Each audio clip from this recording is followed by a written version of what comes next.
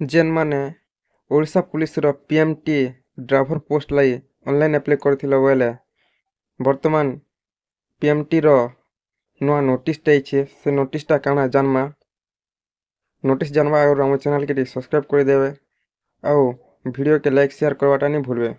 पहला तो गूगल रे सर्च कर पका ओडिशा पुलिस सर्च कला परे होम पेज के पले आसबो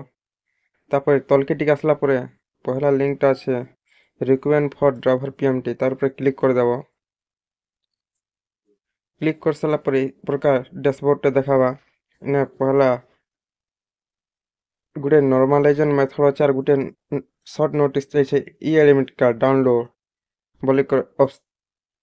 नुआ नोटिस टा আছে 2 नंबर ऑप्शन के क्लिक कर पकाबो। क्लिक कला परे नोटिस टा डाउनलोड हो जिबा देखमा नोटिस रे काना सब लिखाई छे नोटिस टा छै driver requirement board police motor transport PMT रो जेंटा कि ओडिशा कटक रो नोटिस टा छै इ नोटिस छै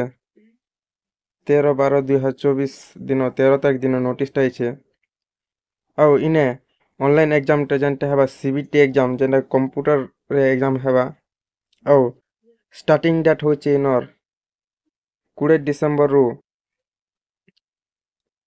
पीएमटी ड्राइवर रो एग्जाम टा स्टार्ट हेबा आउ एडमिट कार्ड टा 14 तारीख रो डाउनलोड ही पारबा सेट अवेलेबल हेबा एडमिट कार्ड डाउनलोड करवा लागि हले आइने जेंटा ऑनलाइन एग्जाम हेबा कंप्यूटर रे हेबा जेंटा कि वर्तमान ओएसएपीआर भी होचे से प्रकार एग्जाम टा हेबा